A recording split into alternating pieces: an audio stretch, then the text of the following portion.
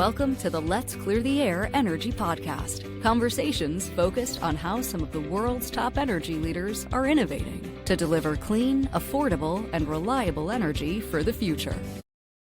Hey everyone, welcome back to the latest episode of the Let's Clear the Air podcast. Today we are joined by a great guest, Bryan Cordill. Bryan is the Director of Residential Business Development at PERC since 2019. He handles safety, education, training, and marketing for all things propane. He's been involved with the propane and butane industry through his family since the late 30s, and we're really excited to have him. Bryan, thanks for joining us. This is my pleasure. I really appreciate y'all letting me join you. And I jumped right in. So PERC, would you like to explain first off what PERC does? So PERC, the Propane Education Research Council, created in the late 1990s by literally an act of Congress at the request of propane marketers like my family to give a single voice, a focus between all the major and independent marketers to represent the industry for a single point of safety. So we own and manage the employee safety programs for the industry. Also the research and development. So we are able to pool dollars from all customers to develop new products and provide research opportunities. And then market growth from there. So my role in residential is direct market growth in audiences that range from building contractors, whether that be a custom builder, a remodeler, a production builder, to equipment manufacturers, water heaters, manufactured housing, furnaces, anything that can build a product that can consume propane. Working with them for product continuations, improvements, efficiency upgrades, safety, anything that we can to keep users and uses of propane growing in the United States. Perfect. Well, thank you for that. I think it's good for the audience to know kind of a background and where we're coming from. And in order to get to know you a little bit, first off, I got to reintroduce Bryan Nix, co-host here, and Stuart Saulters also joining us, co-host today. We like to start off with a Let's Clear the Air question, just so people can kind of get to know everybody. We're aware that you're kind of heading out on vacation here pretty soon. I think this will probably be released after you get back. So as far as vacations go in the summertime here, are you going to the beach? Are you going to the mountains? Are you going to the city? What's your preferential vacation? So we're going to almost all of those. We're actually crossing the pond over to Spain. And so in Barcelona, we'll have the beach scene where the Olympics were held a few years ago. And then over in Madrid, more in country. I won't get quite up to the Douro Valley and Portugal area, but pretty broad aspect. In the U.S., I'm a mountains person and my daughter's a beach person. We have some internal strife. Yeah, that's the way that works. Bryan and Stuart, how about you guys? Well, if I could take a vacation, that would be nice. I'm actually thinking about, I think I'm more of a mountain person. I think Colorado area is kind of my jam. So that's probably where I'd end up if I could have time with my kids. There you go. Excuse me. I'm going to the beach. So I love the beach, love the water. Just laying still for as long as I can before inevitably a kid will tell me to get up and do something with them. But yeah, appreciate some time in the sand in the. That's the way it works, man. I'm the same way. So, well, let's dig in a little bit. Starting at the beginning, right? You guys, your family's been involved for multi-generations, right? What's your kind of perspective on propane and the whole life cycle of it ever since the 30s? Yeah, it is very interesting to me, probably not to a lot of folks, but my grandfather started selling butanes to be able to sell home heat. He grew up in a house with 13 fireplaces, and his job was to start the fires every morning. It's a farmhouse, and he found out that there was a way that you could start a fire without cutting a piece of wood. And so he started selling heaters and butane and grew another family's business at that point. The war came, things changed in the business. He did lots of things and then got back in the business. But in the 30s, besides heat, we had the original gas ranges, Brown Stove Works and companies in Memphis, Tennessee. And my grandfather was so driven that, he could get tanks and he had a truck and we could pull gas right out of a gas plant 25 miles from our headquarters. So he had access to everything, but people didn't have a way to use the fuel. And he would actually travel to Memphis in a Model A Ford, which today is a 5-hour trip. So travel up there, get a truck and trailer load of ranges, bring them back. And for every range he had, he could get a new customer. Almost 100 years later, residential marketing for propane is not a lot different. We need a burner tip in the house. We need a consumer that is driven by a desire for comfort or convenience or control. For instance, that we go back to the gas range, the ability to have the on-off instant heat control of the gas range and the performance that they're looking for. Maybe the entry to the home today is the tankless water heater. Same history. When we started, my family started installing and selling tankless water heaters in 1986, which was basically within 6 months of the product coming to the U.S. as a desire for my father to not have a cold shower. He had found access to a solution. He took advantage of it, installed it, and then we grew to a pretty good volume of tankless. And now when we look in new construction, it's almost ubiquitous in new site built construction. And through the results and efforts of PERC and other groups, the Housing and Urban Development HUD code for manufactured housing has been updated. And as of September the 15th, we'll be able to ship that product from the factory installed and change the way that manufactured housing consumers are able to meet that comfort that they're looking for. So long-winded answer, but to a certain extent, it hadn't changed since we got in this in the 30s. We need, in residential spaces, we need opportunities to consume product. We need marketers that are able to install and deliver or have partners with plumbers, HVAC professionals, builders to install so that we can service that energy for the homes. Interesting. Well, Bryan, first of all, great name. And also you spell it correctly, which is great. I only do this with people that spell it correctly, so it's pretty limited field. Be shunned if you didn't, right? I got a goofy question and then a real question. So, goofy question: when you tell people in your family that you've been in propane, I'm assuming you've seen King of the Hill back in, I don't know, that show's been around for 10 years. Do you have a lot of people that talk about King of the Hill or Hank Hill when you say you sell propane or your family sells propane? There are plenty of people that would mention propane and propane accessories. When asked if I am Hank, my response is no, I'm Bobby. My dad's Hank. Oh, okay. And if you don't know, the show's coming back. Is it really? I did not know that. Bobby's grown up and in the propane business. There you go. Love it. That's Love funny. it. Well, so yeah, speaking of that, I mean, your family's been in the business. So what actually drew you to work in PERC? I'm assuming you don't know what you exactly started off in your early career, but yeah. So I worked for I ran from the family business out of college and did some things in a couple different fields, but the family business was expanding. We had started a distributorship for one of the cylinder exchange companies, and it was a growth opportunity, and Dad brought me back in. And so I managed that 2-state distribution for 20-pound cylinder exchanges and grew it to a scale that then we transitioned to somebody to take that.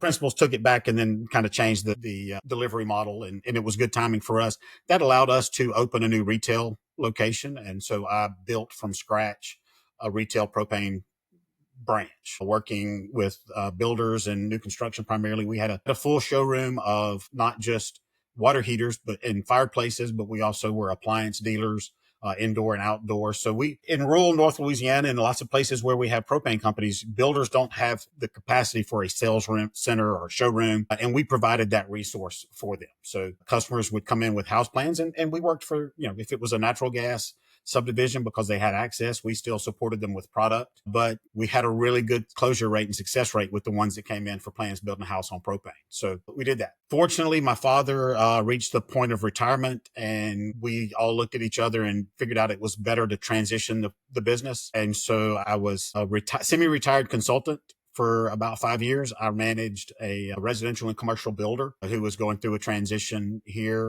couple business, really kind of continuity, transition, opportunity consultant. Really neat opportunity to manage a nonprofit radio station through a transition from a general manager and new opportunities there. And when the opportunity came up with PERC, I'll be honest, I kind of pushed back and said, no, that's too much work, too much challenge, too much travel. And the leadership team convinced me to keep looking at it. And through all the evaluation and looking at it, the end result is I am extremely humbled to come from an early adopter of the product to have been a small company whose CEO was the chairman of the National Propane Gas Association as probably the smallest marketer to ever do that, to then have the opportunity for me to represent the industry and grow it at PERC has just been a phenomenal opportunity. And again, I'm long-winded, but it's been a great opportunity to take what we learned and try to replicate that or multiply that or duplicate that, however best it fits for our marketer partners to grow the industry. Right. Right.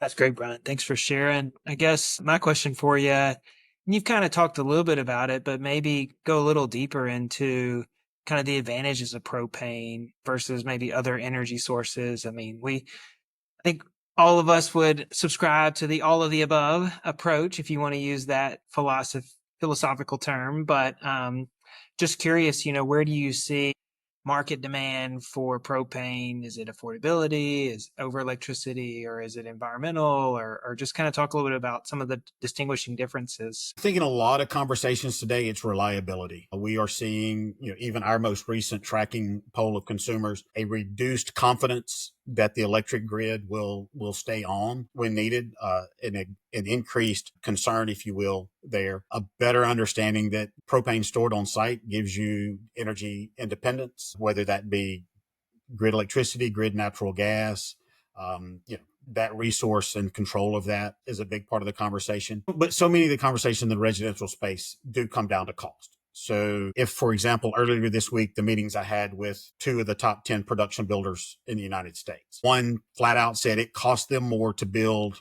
an all electric house and an all electric subdivision than it does a dual fuel house in a subdivision powered with natural gas or propane. We recognize that when natural gas piped to a subdivision is available, that's going to be the builder's first choice, first move. But we have to remind them that when it's not available or when it's not cost effective to extend a main, that propane is there with a varied opportunity to meet the needs. We can do 1 tank, 1 house.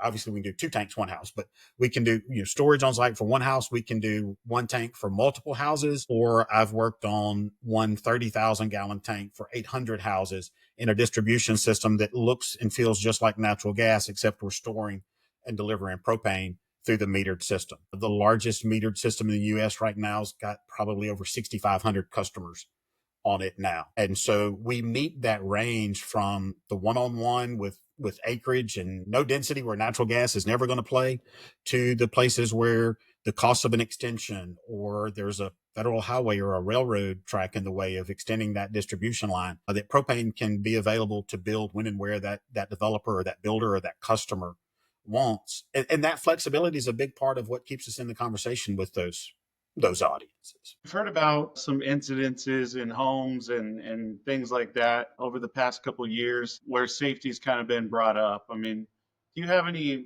don't want to put you on the spot, but like facts or figures or anything where you might see safety as a relevant topic to those new home builders or to people looking to buy homes? We definitely see consumers' questions of safety. It's why we have a tremendous library of resources for propane companies to communicate the safety benefits, the ways to safely treat the product, just like you don't stick your hand in the toaster. We need to respect all of our energy choices. We need to understand what to do if we smell gas in the home and how to safely turn the gas off, notify the company from outside the home so that there's not a spark or a potential incident.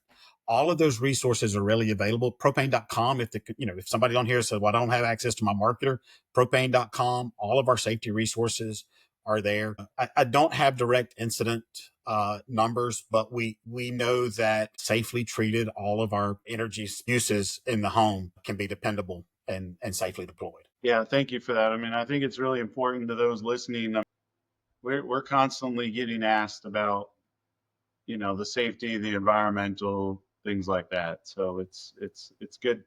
Propane.com. If you didn't catch that, everyone can go there and check out all the relevant information. Bryan, I was just curious, going back to the reliability point you made, as I think about some of the GPA members and kind of their role in the supply chain, any thoughts on how we can all work together to, ensure there is reliability from the wellhead to that burner tip? It definitely takes all working together. If I put my marketer hat on, I have to do things to ensure that I'm not creating a logistical spike on the system, just like we're hoping that you're not doing things to create a logistical spike. So for our personal company, fall feels wasn't really a price piece so much as it was getting storage into that tertiary level, down to the customer level.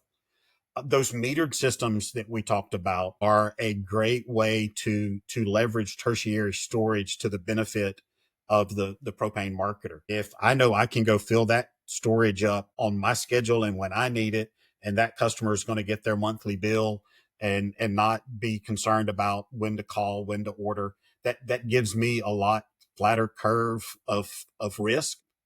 Obviously, we can control risk in a couple of ways, with whether that be liquid contracts or paper contracts. But at the end of the day, if we can't get a gallon and a transport to a storage to get in a bobtail to get into a house, we're not hitting the mark.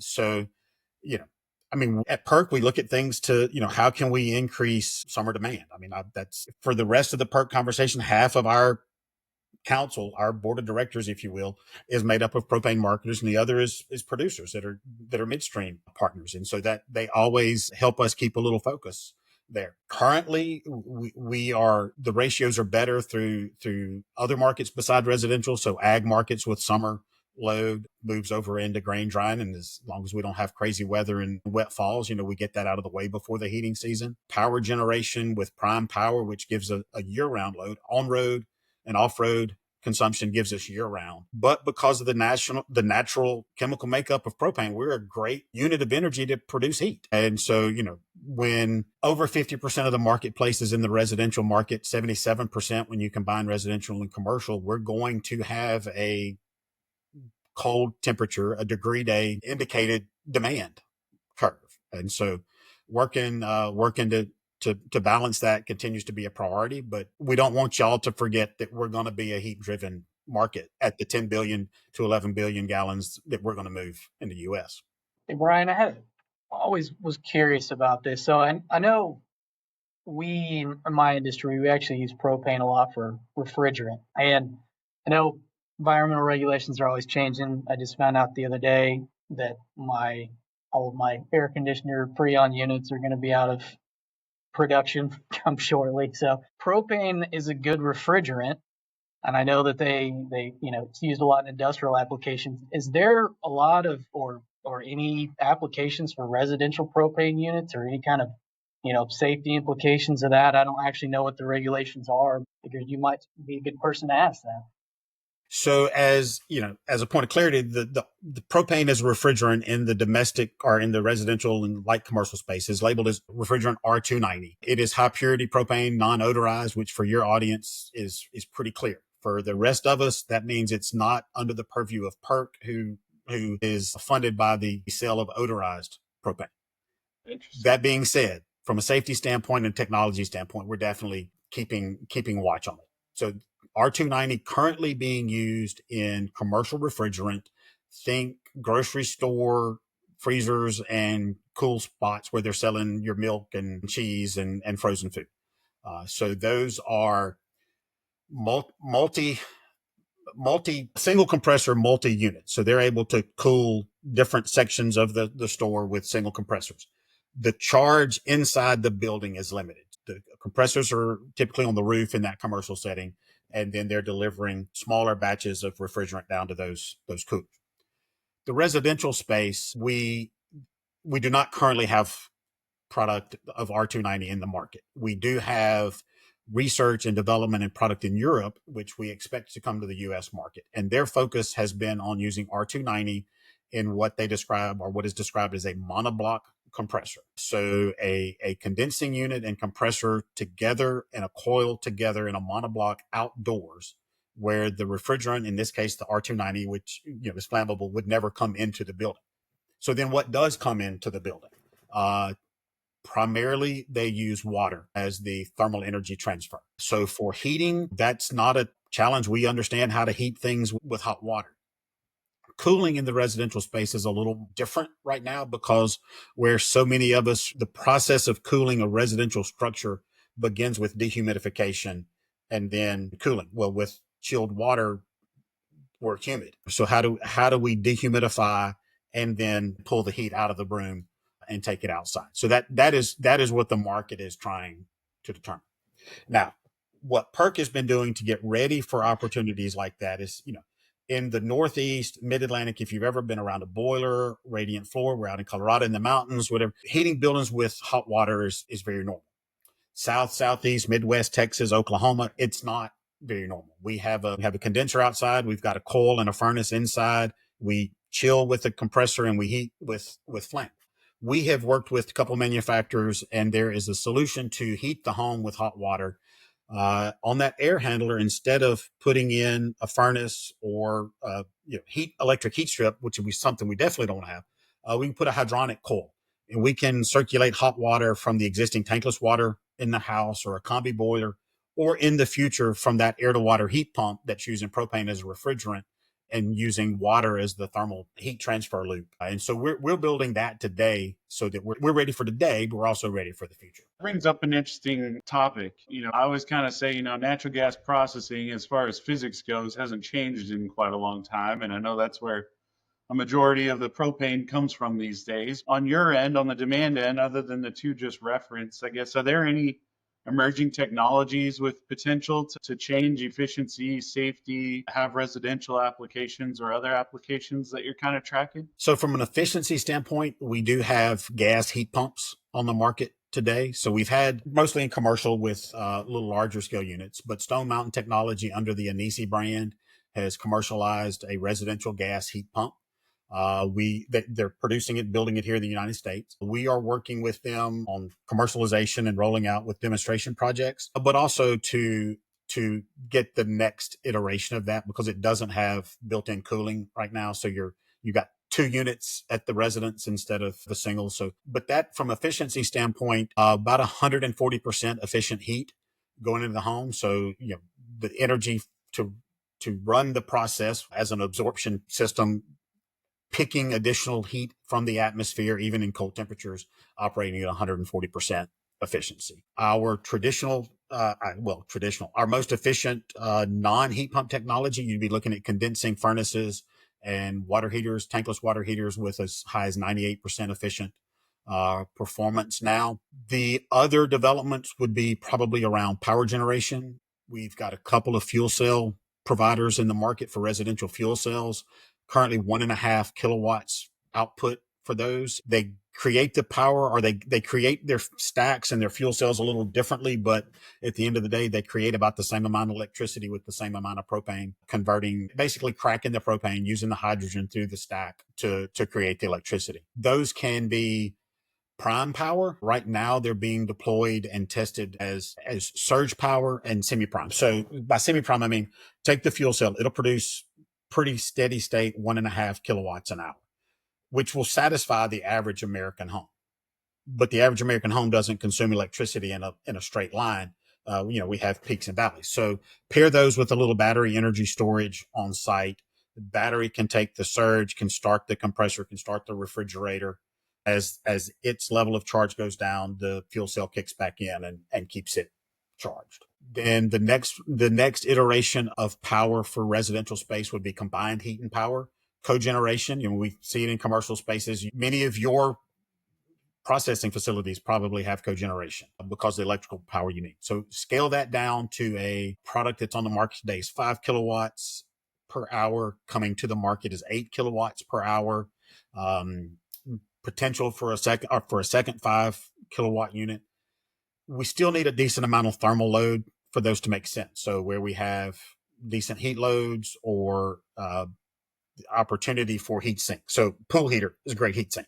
When you're running to create electricity and you need to do something with the excess thermal, you can store it in the pool. Sure. Black start capability can replace the generator at the house. So somewhere between all of your electricity or most of your electricity, but dependable electricity regardless when the grid fails. And you take away the water heater, the furnace, the pool heat, those items don't have to be purchased and they can be serviced by the combined heat and power unit.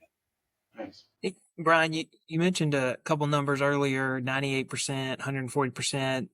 Can you talk a little bit more about what that is and maybe talk a little bit about, are there regulations on those energy efficiency numbers? If so, who does that? Kind of sing a few bars on that.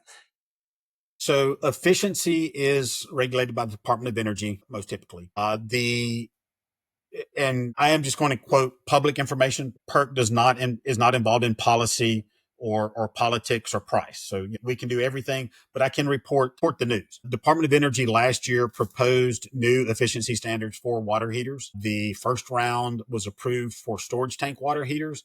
And that's not, propane and natural gas water heaters didn't have to make much improvement on the storage tank side. Electric has to make tremendous improvements to stay relative. They will the standard electric water heater with two 40, 50 gallon electric with 200 or 220 volt elements will become a thing of the past based on these new efficiency standards. Consumers will be having to look to heat pump water heaters. And so the heat pump water heater is a storage tank water heater with a small condensing unit on top, pulls atmospheric air. So the question is, what is the atmosphere available to that water heater? Well, if it's installed in your garage, then the atmosphere is the garage air around it. If it's installed in a closet off your pantry, then your home's room air is the atmospheric air around it. So, I've seen examples where a customer wanted to try the product installed in their garage, and all summer they thought it was wonderful because they had a cooled garage for the first time. Unfortunately, this winter they had to put supplemental heat in the garage to have adequate hot water in their house because there was heat pump water heater wasn't keeping up with their demands. So from a consumer satisfaction standpoint, electric's going to probably struggle. On the gas side, gas tank type efficiencies will be satisfied. There are heat pump gas water heaters available and more come to the market. On the tankless side, there was a rule put forward that would have eliminated non-condensing tankless water heaters. Non-condensing tankless water heaters would be the biggest volume of what's in the field today. The condensing technology has really become parity with price in the last 10 years. You can consider a little higher purchase cost, but a lower operating cost and do a ROI calculation for the individual structure. It's also easier to vent and things. So that condensing technology, which is what hits that 98% efficiency. The condensing functionality for all the engineers in the room, we're basically taking the exhaust of the unit to preheat the inlet for the combustion and preheating the water coming in. So we don't have to work as hard, but we're also able to, because we're preheated the air for combustion, get a higher percentage of combustion. And through that cyclical operation, we reach that peak of efficiency. So electric will look primarily to heat pump water heaters. Propane will have storage tank, non-condensing and condensing technology, as well as the heat pump water heater with a couple of products probably by 2026 coming in. And that 140% efficiency just stacks the energy from the BTU content to turn the compressor or to create the cycle, combined with pulling additional heat energy from the atmosphere around the condition. From a research standpoint, I've seen a product that will produce heating or cooling with a coefficient of performance. That's the HVAC term for efficiency. So their COP, where we say 140% efficiency, they'd say a COP of 1.4. I've seen in the lab a product at 0 degrees Fahrenheit that would heat a home with a COP of 4. It's propane powered space age technology, I guess. I don't know if we'll ever see it come to market, but just know that we are out there doing everything we can on the efficiency side. Now, efficiency comes with not a negative, but an impact for producers. If we replace if we place a storage tank water heater with a gas heat pump water heater, consumption for that residence is going to go down. We're going to improve on efficiency. But because of our improvement on efficiency, we have a greater likelihood and a greater opportunity to grow the number of units that we have in the field to actually grow the marketplace. Yeah. So Bryan, I know in our industries, there's always a lot of misconceptions and people's thoughts on things. And I know one of the biggest ones that we always see is natural gas and propane is dangerous. So if you were to kind of communicate to the audience and assuage their fears of that, what would you have to say? And how does propane and safety, how do we deal with the safety concerns of propane? I guess I should ask in our residential applications there. We talked a little bit about how we treat it, but safety is not a safety day. Every day is safety day in the propane industry. So from how we train our drivers to safely get to the site, to handle the product, to deliver it, the way we educate our consumers, we each have a duty to educate that consumer when we take them on as a customer. We walk them through the system. This is what propane smells like. This is what you do in the event of a leak. This is where you turn it off. This is the secondary means to turn the system off. Contact if you think there's a problem, move out of the home and contact us as quickly as possible. We'll walk you through remembering how to turn the gas off and be safe. But, 20-pound cylinders, they're equipped with overfill prevention devices, with safety checks. In the event that a grease fire might happen on the grill and that there was a flame, it would cut the flow of the gas off to the system to provide these safety benefits. So as many protections that can be built into the system are there, but that education and that support of the system. And like I said, treating things with respect. Nobody is going out and grabbing live electric wires because they know it's not safe. So we need just kind of the same common sense approach to treating it safely. There are no acceptable leaks in the propane world. We don't do a leak check and say we found 5 leaks and sign off and leave. If there's, we're putting in new piping, we do our pressure test, we do our leak test, we certify it leak free. The consumer witnesses that, and systems left alone and maintained don't change. So Bryan, I know you guys are super active in a wide variety of things, and we try and keep these episodes here about 45 minutes, and we're running up on it. Is there anything that y'all are working on or messaging that you're trying to get across that we haven't hit on yet? Maybe just a little bit more on the sustainable side. I mean, efficiency does equal sustainability as well. We're using fewer of our resources to get the same amount of heat or comfort into a home. Obviously, we are watching and developing new pathways for renewable propane, which gives us a carbon intensity advantage. Currently, the electric grid's average intensity is about 130.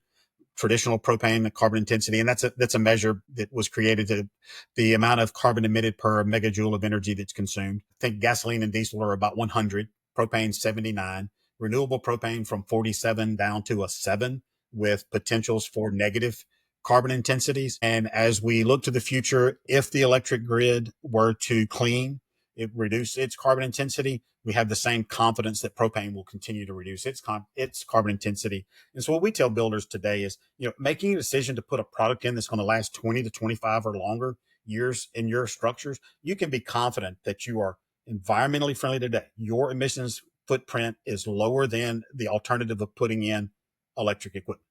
For example, we do a research program. I manage a research program here, the Propane Construction Research Program. Last year, we collected data on just under 2,000 houses.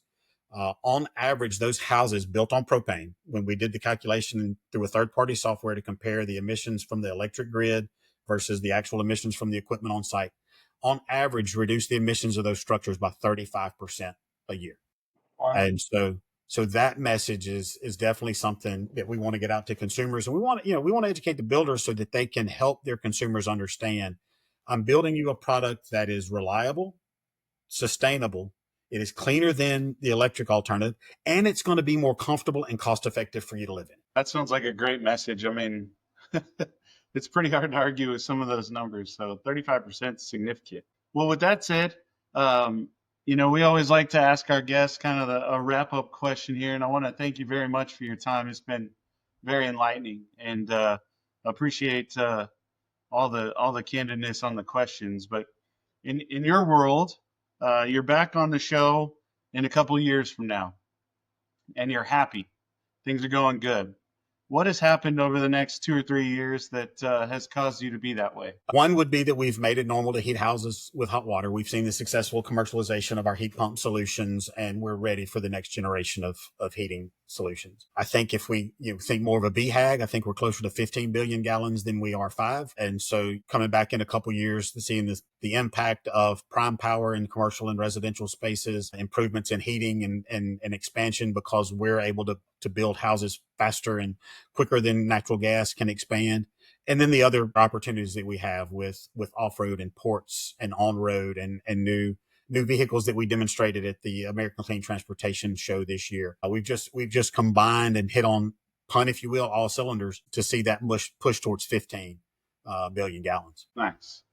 Bryan and Stuart, any wrap up on anything? Yeah, Bryan, I appreciate you being on here. It's very interesting, the new technologies that are coming out with the propane. The fuel cell thing's very interesting to me. So that's very cool. Thank you for enlightening me on some of that stuff. Appreciate it.